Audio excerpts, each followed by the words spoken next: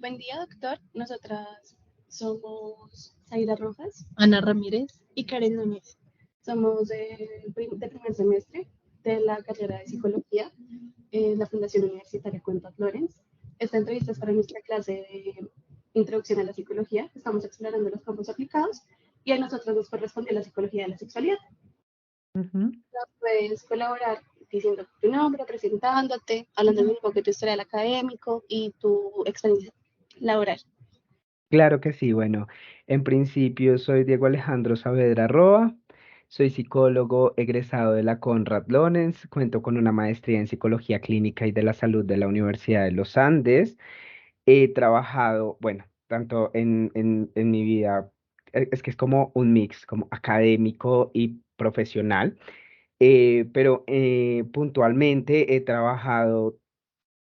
Soy cofundador del Laboratorio de Sexualidad Humana de la Conrad Lorenz, el Sex Lab KL, de las primeras personas que estuvieron allí. Allí estuve como monitor, como auxiliar de investigación, luego pasé a ser practicante, luego pasé a ser pasante, luego pasé a ser joven investigador con ciencias y actualmente soy coinvestigador y pues docente de apoyo dentro del Laboratorio de Sexualidad Humana. También, entonces también como que todo esto me ha permitido como en ese campo puntualmente desarrollar una serie de investigaciones y entrenar habilidades también que permitan hacer investigación en diferentes campos de la sexualidad humana, ¿sí? Específicamente en tres líneas importantes. Dentro del laboratorio contamos con tres líneas fundamentales, la línea de funcionamiento sexual, en donde podemos investigar, digamos, que situaciones que pueden afectar o variables que pueden afectar el funcionamiento de las personas, ¿sí? El funcionamiento sexual de las personas. También hacemos investigación para promocionar conductas sexuales saludables y prevenir conductas sexuales de riesgo y por tanto sus consecuencias, ¿no? Las infecciones de transmisión sexual y los embarazos no planificados.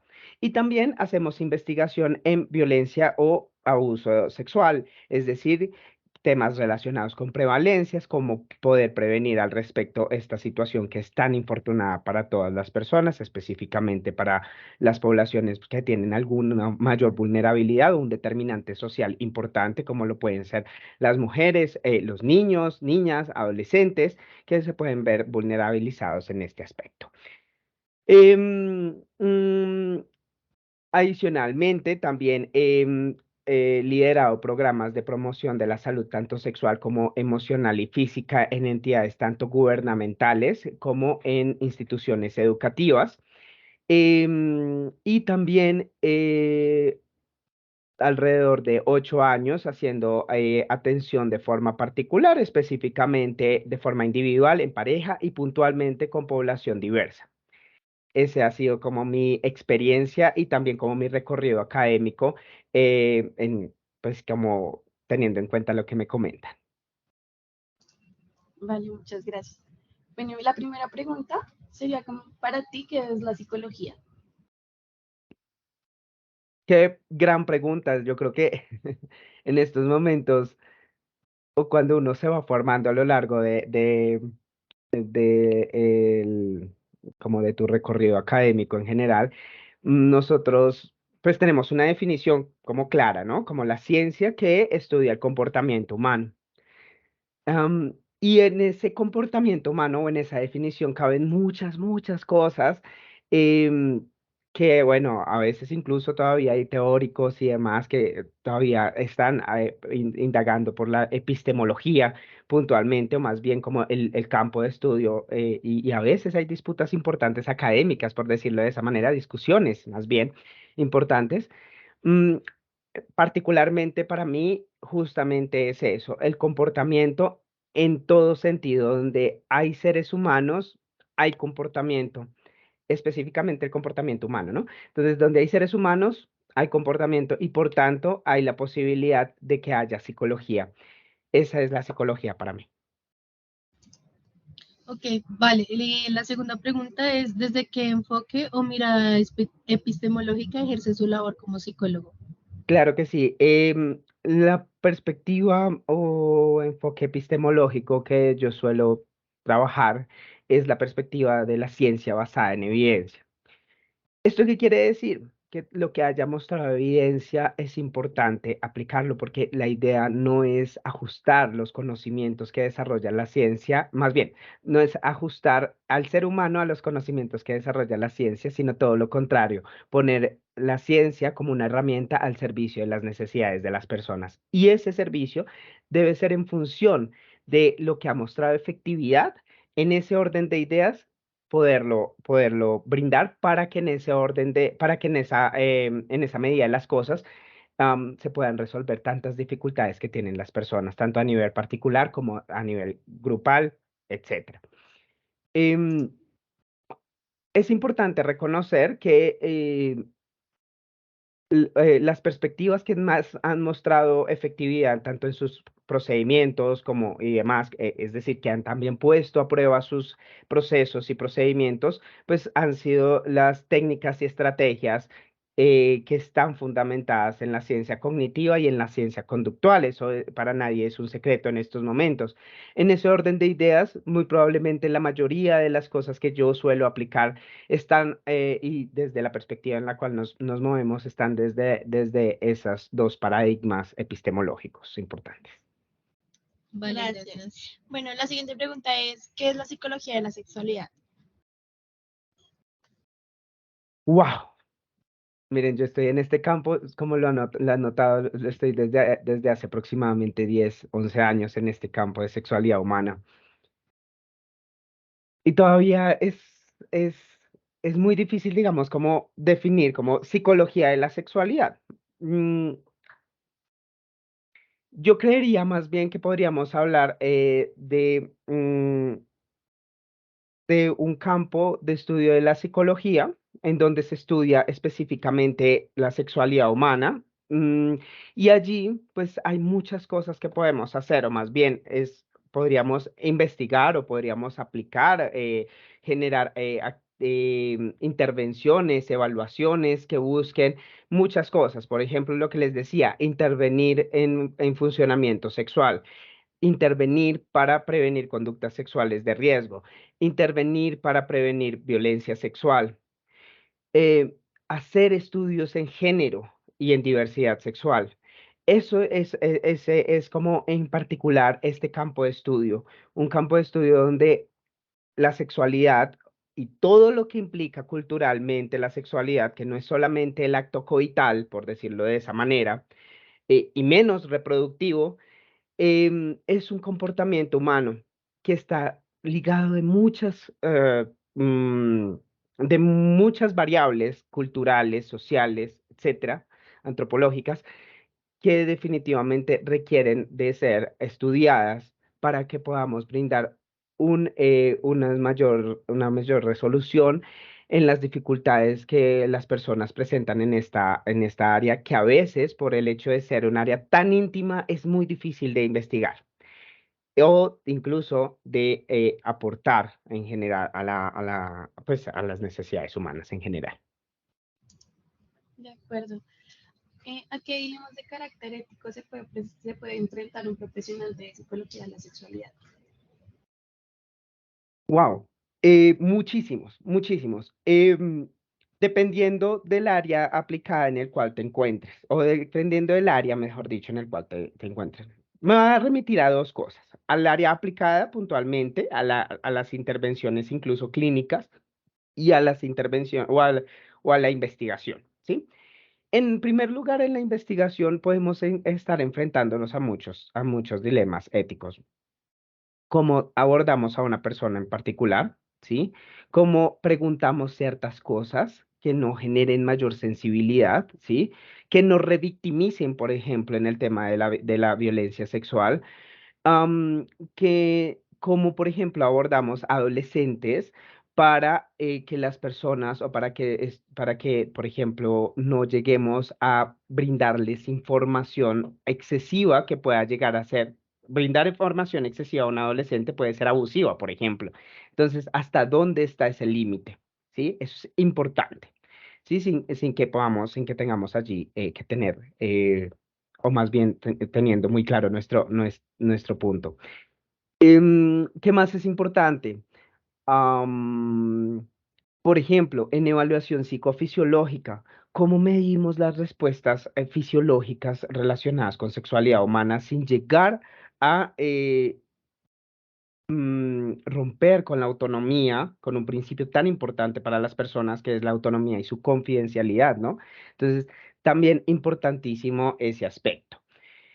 Eso un poco desde la perspectiva. Ah, bueno, también cuando investigamos, importante, no solamente qué cosas investigamos y qué datos sustraemos de las personas, sino también cómo hacemos para brindar una retribución de esas investigaciones a las personas. Sí, no es solamente como, ah, ok, tengo estos datos y ya está, sino también qué hacemos para, en correspondencia para, por haber participado en nuestras investigaciones, ¿sí? Em, Temas, por ejemplo, se les puede brindar, por ejemplo, una terapia, se les puede brindar un programa de intervención grupal, se les puede brindar hasta, no sé, mm, mm, una sesión de intervención en crisis, por ejemplo, si la persona ingresa en una situación de angustia emocional o de situación emocional alta, ¿sí? Eso es importante en investigación. Ahora, en el campo de la clínica, por decirlo de esa manera, de lo aplicado de las psicologías en sexualidad, o más bien que se hace clínica en sexualidad, tenemos dilemas como qué estamos preguntando, qué idoneidad tiene lo que estamos preguntando, ¿sí? A veces, por curiosidad, muchos profesionales en psicología empiezan a preguntar temas en sexualidad que no son relevantes para lo que sea pertinente y a veces no tienen el entrenamiento de, por ejemplo. ¿Cómo lo preguntamos? Estamos hablando de orientación sexual, de identidad de género, de sexo asignado, de sexo biológico. Esas cosas son importantes, saber cómo se lo preguntamos a la otra persona. ¿Y qué tipo de información requerimos? También, ¿cómo hacemos para obtener información tan íntima y tan dolorosa muchas veces para las personas respecto a muchas cosas? Respecto a su orientación sexual, si no saben con claridad cuál es su orientación sexual y eso lo está quejando. Respecto a su funcionamiento eréctil, si eso lo está quejando y si ha sido tan difícil aceptar que está teniendo una dificultad relacionada con su erección o con su orgasmo, o con las dificultades a la hora de, por ejemplo, lograr una penetración vaginal, por ejemplo. Ese tipo de cosas, o incluso mi autoestima sexual, realmente siento incomodidad a la hora de tener actividad sexual. No me siento en la comodidad de hacerlo, de tener actividad sexual con otra persona o con otras personas, por supuesto, tener claridad de cómo y la pericia para saber cómo preguntárselo a la persona es un dilema importante y es una oportunidad también es un desafío para entrenarnos en ese aspecto, pero también es un desafío el tema de cómo se lo vamos a preguntar sin reduciendo al máximo el daño a la persona. Eso es importante. Y pues por supuesto, desafíos relacionados con yo realmente conozco o tengo el conocimiento para poder intervenir sobre una serie de problemáticas que me está sugiriendo mi consultante. Lo tengo, puedo hacerlo, no lo puedo hacer. Si no lo puedo hacer, es importante decir, no, hasta aquí voy. Y eso sí, eso es fundamental en la práctica en psicología clínica y puntualmente en sexología, ¿sí? Es eso. Ujú. Vale. ¿Cuáles son las principales problemáticas que atiende en este campo? Como les digo, acá podemos tener la perspectiva desde la investigación o desde lo aplicado. Entonces, desde la investigación, pues tenemos estas tres líneas de investigación que les estaba mencionando. Am, y, sí, todo lo relacionado con violencia sexual, como esto pues genera afectaciones tanto emocionales como físicas a largo y al corto plazo. Desde las conductas sexuales de riesgo, desde la promoción de las conductas sexuales saludables, y tenemos entonces, por ejemplo, cómo prevenir o qué variables podemos intervenir para que las personas reduzcan su riesgo a infecciones de transmisión sexual y embarazos no planificados, todo el tema relacionado pues con VIH y otras infecciones de transmisión sexual, ¿sí? Incluso lo relacionado con la interrupción voluntaria del embarazo, ¿sí? Que estamos en tanto furor en estos momentos desde el año pasado. Ustedes saben el tema de la despenalización y el cambio del modelo de la interrupción voluntaria del embarazo. Y también pues tenemos el funcionamiento sexual, cómo investigamos al respecto y qué podemos hacer para propender o promocionar un funcionamiento sexual saludable, incluso a pesar de que hayan situaciones adversas, como consumo de sustancias psicoactivas, como incluso la cultura en general con respecto a las expectativas que se generan de acuerdo con los roles que desempeñamos en en la sociedad. ¿Qué debe hacer una mujer cis o trans en la actividad sexual? ¿Qué debe hacer un hombre cis o trans en la actividad sexual? Esas son situaciones adversas. El uso del preservativo en el funcionamiento sexual. Hace poco, por ejemplo, desarrollamos de hecho estoy escribiendo el artículo en estos momentos, espero que próximamente lo puedan revisar. Hace poco realizamos una investigación en donde mostrábamos o donde comparábamos, pues no sé si lo conozcan, pero o si hayan visto que muchos hombres deciden no utilizar el preservativo porque sienten que van a perder su erección, ¿cierto? Entonces, justamente se investigó en ese punto en específico, en esa investigación, quisimos saber qué tan real era eso, si realmente eso estaba ocurriendo. Y indagamos o más bien nos preguntamos por dos variables de excitación sexual muy importantes. Uno, física, ¿sí? La erección, puntualmente. Y dos, la excitación subjetiva, es decir, que tanto yo me percibo eso. Por supuesto, si bien es cierto, en esa investigación encontramos que los hombres, por ejemplo, heterosexuales puntualmente, sienten una pérdida de excitación a nivel subjetivo, ¿sí? Es decir, sienten que sí hay una pérdida, pero a nivel, a nivel físico, más bien, es decir, su erección no se perdía. Entonces ahí había una inconcordancia al respecto de lo que estabas sintiendo, lo que percibías, que puede ser real, sí, que es real, por supuesto, no es que puede, sino que es real, versus lo que realmente estaba pasando a nivel físico, es decir, en su erección. Entonces, ese tipo de cosas son importantísimas a la hora de abordar estas situaciones que son de relevancia para la sociedad, por supuesto. ¿Y qué podemos hacer para que las personas puedan percibir que no van a perder su excitación sexual, por ejemplo? A nivel, a nivel clínico, a nivel aplicado, situaciones que podemos atender, problemáticas o situaciones relacionadas con transición de género, por ejemplo, ¿sí? Em, niños, niñas, adolescentes trans que están empezando a transitar y no como una forma de restrictiva de que esto es una problemática, sino de acompañar ese proceso y en ese orden de ideas incluso acompañar a esos padres o esos representantes o personas que están a cargo de la persona, ¿sí? Eso es uno, por ejemplo, también el descubrimiento relacionado con la orientación sexual, ¿sí? Eso también es un proceso muy importante, descubrimiento también del género, situaciones relacionadas con el funcionamiento sexual, ¿sí? Relacionadas con, no sé, tengo situaciones difíciles o me duele cuando hay una penetración vaginal, por ejemplo, duele un montón, etcétera. Que se puede hacer, ¿sí?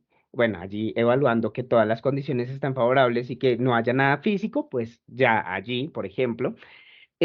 También en cuanto a la erección, en cuanto a la eyaculación, si es prematura, si es retardada, por ejemplo, eso es importante.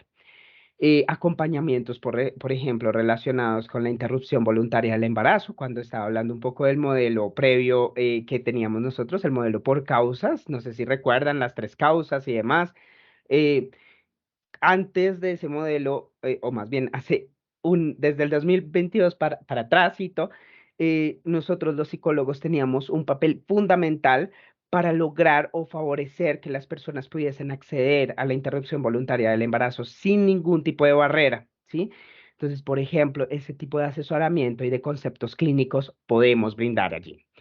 Entonces, como ven, es un campo muy grande donde hay muchas cosas que podemos trabajar y donde completamente les invitamos a que se unan a este mundo que es tan interesante, sobre todo basados en una práctica basada en evidencia, por supuesto. Muchas gracias. Bueno, eh, con qué otras profesiones se relaciona esta área de la psicología? Ujú. Yo creo que con todas, definitivamente.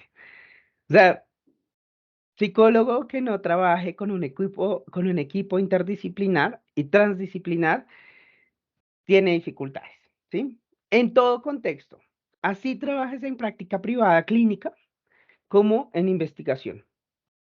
Medicina, por ejemplo, para poder acompañar procesos de hormonización, por ejemplo, para las personas que están haciendo tránsito, ¿sí? Específicamente médicos internistas, ¿sí? Psiquiatría, por supuesto, ¿sí? Salud mental, salud emocional, ¿sí? A veces cuando las problemáticas o los comportamientos tienen alguna dificultad o más bien se está afectando al menos los ciclos motivacionales básicos, necesitaremos regularlos de alguna forma, al menos mientras se crean o se obtienen las estrategias para que la persona lo maneja de forma autónoma sin necesidad de un psicofármaco. Eso importante. Am, mm, Educadores para promoción de la salud sexual necesitamos para diseñar todos los materiales pedagógicos que están fundamentados en las variables psicológicas. Necesitamos pedagogos que en serio puedan transmitir ese conocimiento. Si bien nosotros sabemos de comportamiento humano y lo conocemos, eh, n- también necesitamos, o si queremos trabajar en temas de educación y demás, necesitamos una formación adicional. Eso, digamos que no es tan sencillo poder llegar y transmitir de una forma sencilla y bajar ese conocimiento a ello. Comunicadores sociales, personas que están continuamente mm, traduciendo, por ejemplo, está la comunicación social científica, que traduce los resultados que nosotros tenemos de la investigación al mundo, en general, a las personas. Porque a veces nos cuesta dejar de hablar en psicología, por decirlo de esa manera, o a nivel académico. Entonces, eso es muy importante. Am, eh, ¿Qué más? Trabajadores sociales, quienes se encargan de buscar redes de apoyo, por ejemplo, para las personas cuando están en situaciones difíciles, ¿sí? Psicólogos clínicos, porque a veces no solamente en sexualidad, sino que a veces la sexualidad también viene acompañada de procesos emocionales muy importantes. Entonces creo que una competencia muy importante es que los psicólogos clínicos estén siempre en acompañamiento o que, por ejemplo, un psicólogo pueda tener formación clínica y en sexualidad, por ejemplo, para tener como esas dos miradas, sí, para esos procesos. En general, salubristas públicos, sí, por ejemplo, para el tema de todas las intervenciones colectivas que atañen a nivel de salud pública en, pues en Colombia, en Bogotá puntualmente, por ejemplo, el plan de intervenciones colectivas del PIC, que hacemos referencia a las subredes, ellos cómo pueden beneficiarse, por ejemplo, de los resultados que tenemos relacionados con las prevalencias en infecciones de transmisión sexual, en conductas sexuales de riesgo, en embarazos no planificados. Nosotros cómo podemos beneficiarnos de la epidemiología relacionada con estos, o más bien las prevalencias y las incidencias relacionadas con estas situaciones. Entonces, si ustedes notan, muchas personas están involucradas en este trabajo, y tenemos que estar en continuo, pues, trabajo mancomunado, porque a fin de cuentas trabajamos para la sociedad en sociedad. Vale. ¿Cómo impactó la pandemia el ejercicio de tus labores? ¿Y qué estrategias implementaste para poder resolver como estos problemas?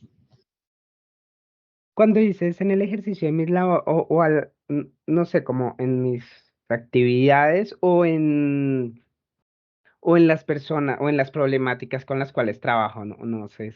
Tus actividades y cómo las abordaste. Digamos, Mm, pues, el hecho de dar terapia o las investigaciones, cómo se vieron frenadas.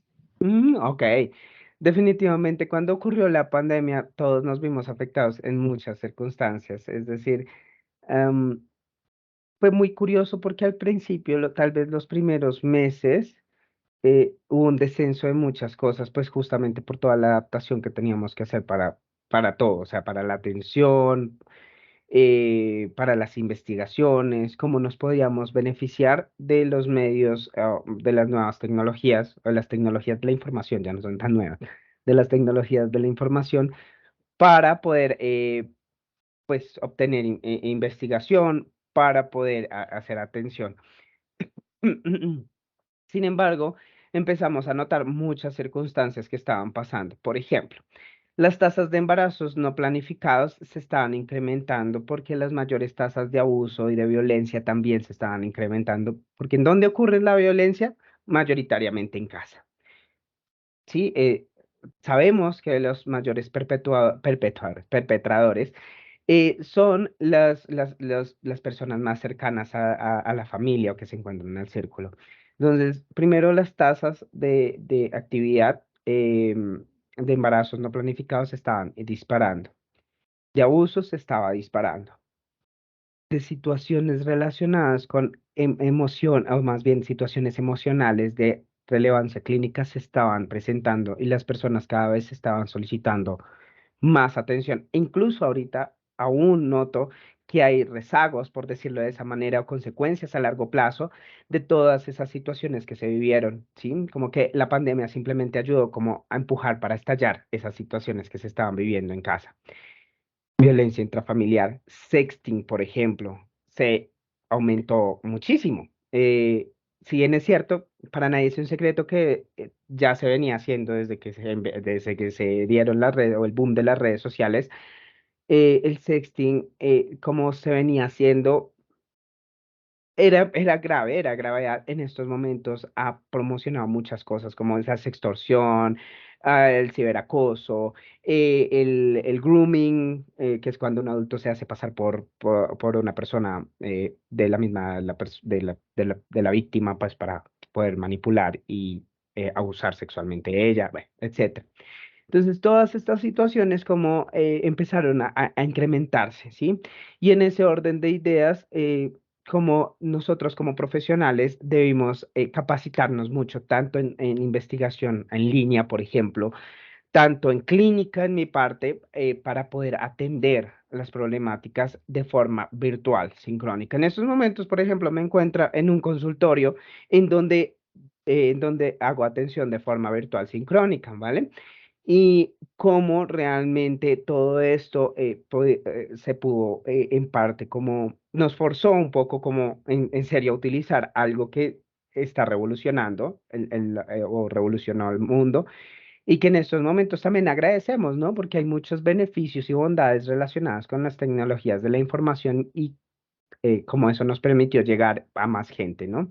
Atender más gente, a investigar, por ejemplo, más a nivel Colombia y no solamente que la sexualidad estuviese centralizada en la capital, en Bogotá, sino que pues eso nos permitió como dar más alcance. Vale, muchas gracias. ¿Y cuáles crees que son las razones por las cuales un psicólogo debería especializarse en este campo aplicado? No, la principal, porque le guste, realmente. O sea, para nadie es un secreto. O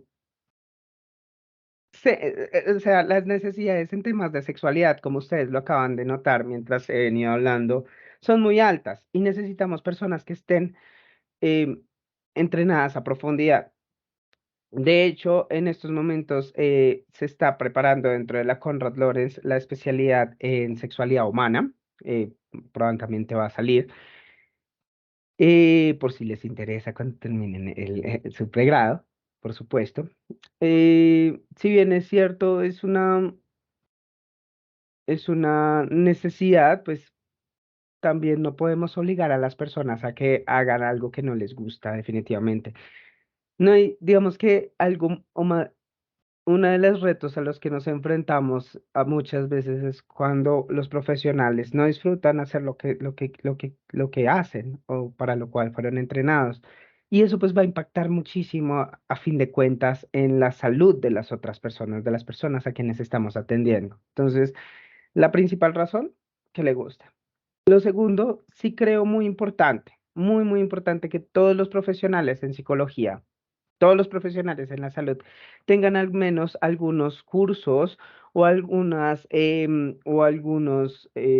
actividades de formación continua, por ejemplo, diplomados, entre otras cosas, que pueda fortalecer de alguna forma, de forma transversal, no necesariamente como una especialización, ¿ya? Pero sí como que pueda fortalecer sus conocimientos en sexualidad, porque independientemente en el área que ustedes deseen, por ejemplo, ustedes tres, que ustedes deseen desempeñarse, van a trabajar con personas que son sexuadas, ¿sí? Es decir, que tienen una sexualidad y sea organizacional, sea educativo, sea social, van a tener que saber cómo decirle a una persona trans. ¿Cómo decir, no, no decirle a una persona que está, por ejemplo, muchas veces ya le decimos a las personas de una vez, una persona gestante, ya le decimos, por ejemplo, la mamá o la embarazada, cuando realmente la persona probablemente ni le interese ni quiera ser madre. Y ser madre es diferente a ser una persona gestante. Ese tipo de cosas, sea lo que sea, vamos a estar enfrentados haciendo una entrevista de selección. Si llega una persona que no corresponde con los estereotipos sociales, ¿cómo le vamos a decir? ¿Sí? ¿O cómo vamos a ingresar en esa entrevista diciéndole él, ella de una vez? Ese tipo de formaciones son importantes. No digo que como una especialidad, pero sí al menos de forma transversalizada para su ejercicio profesional en el campo en el que deseen actuar o trabajar. Gracias. ¿Qué tipo de formación de posgrado es necesaria para desempeñarse en esta área? Ujú. Mm, Como les digo, hay viene en estos momentos la especialización en sexualidad humana, que tiene mirada hacia maestría, ¿sí? En sexualidad. Están las maestrías en sexualidad humana, pero dependiendo de qué quieran, es muy importante. Por ejemplo, como les digo, las líneas de investigación del Sex Lab son como las líneas como en las cuales uno podría profundizar, ¿sí? Entonces uno podría profundizar en terapia, como sexología clínica, ¿sí? Uno podría profundizar en salud pública en sexualidad humana, ¿sí?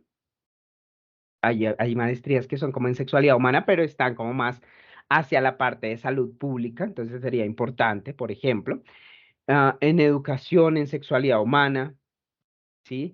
Em, eso es como el marco más grande en general. También, como les digo, hay diplomados y también hay cursos selectivos en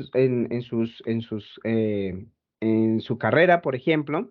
Está la materia de trabajo de grado, el trabajo de grado está en el último semestre, en los últimos 2 semestres, y ustedes pueden escoger, por ejemplo, una materia que se llama sexualidad humana, que la dicto yo específicamente ya aquí haciendo eh, autopausa. ¿Auto qué? ¿Autopauta? ¿Qué se dice? Autopublicidad. Auto- Autopublicidad. Publicidad. No, pero en serio, por ejemplo, está en ese curso que es por un año. ¿Qué más? Hay otros cursos. También hay semilleros. Está el semillero de psicología de la salud puntualmente. En el semillero de psicología de la salud que está ligado al laboratorio de sexualidad humana, liderado por la profesora Mayra, que es la directora de sexualidad humana, del SEXLAB, perdón, y pues acompañado, por supuesto, por mí. Estamos allí trabajando temas relacionados con salud y sexualidad humana. Por ejemplo, ahorita se está desarrollando la investigación ah, la investigación relacionada con efectos del síndrome de ovario poliquístico ah, eh, en la, en la salud emocional y en la salud sexual, por ejemplo. Entonces, ese tipo de cosas son importantes.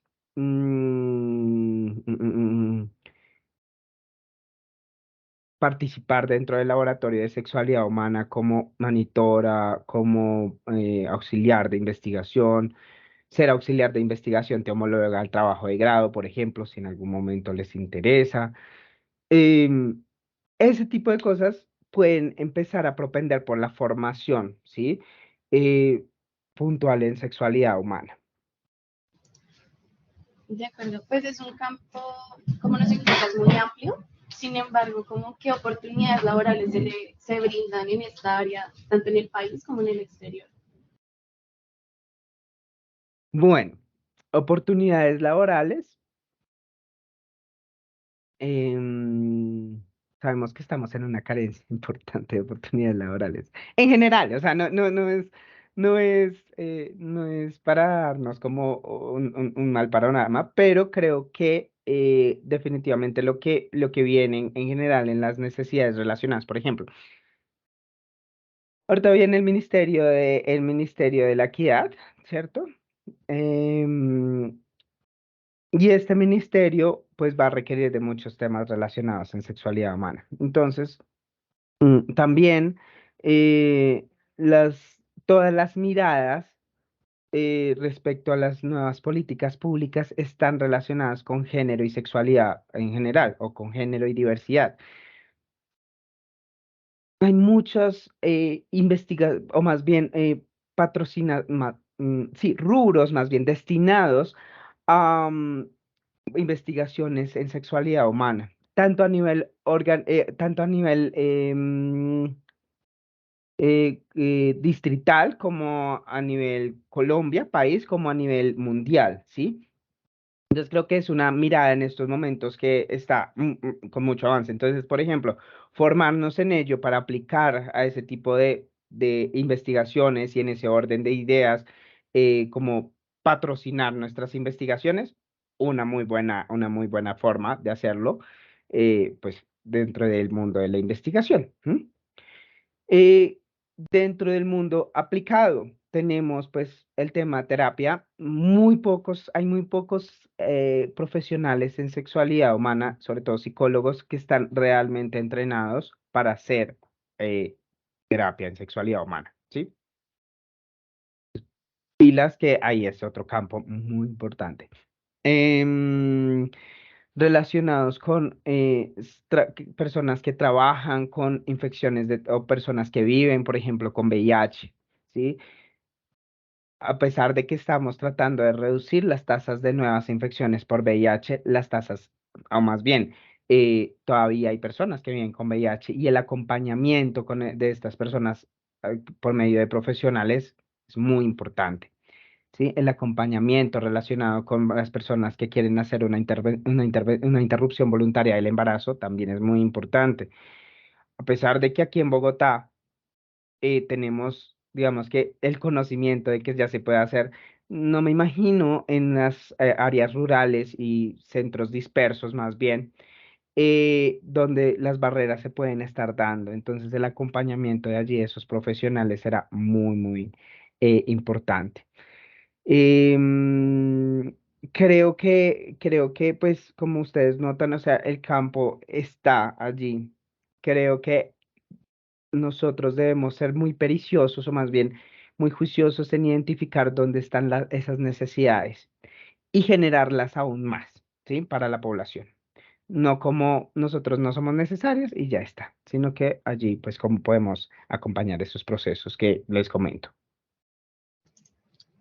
Gracias. ¿Qué recomendaciones le darías a a las personas que quieran especializarse en este campo? Que es un campo de mucho juicio, de mucha rigurosidad, por supuesto, como todos en general. No creo en lo absoluto que no haya un campo que no requiera de esa rigurosidad y esa disciplina. Pero a veces, cuando hablamos de sexualidad humana, pareciese que fuese un tema, o sea, si bien es cierto, se presta para, digamos, hablar cosas muy íntimas y demás, a veces pareciese que se toma de una forma muy laxa y muy, vamos a hablarlo de forma tranqui, y no. Realmente este tema hay que hablarlo con mucha rigurosidad.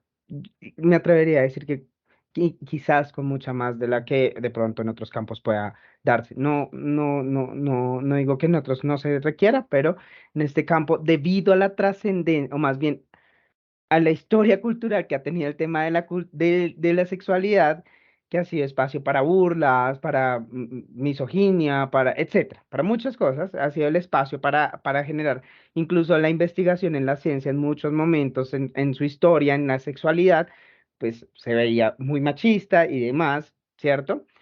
Eh, Hay que tomarlo con muchos guantecitos de seda. Entonces, esto no es como para tomárselo de chiste, de chanza, simplemente me gusta la sexualidad y la voy a estudiar, además, no, hacerlo con la rigurosidad que ello implica. Esa es como una recomendación importante. Y pues que por supuesto, práctica basada en evidencia. Listo, esto es todo. Muchísimas gracias por participar. En serio, fue una charla muy gratificante. Gracias por tu disposición.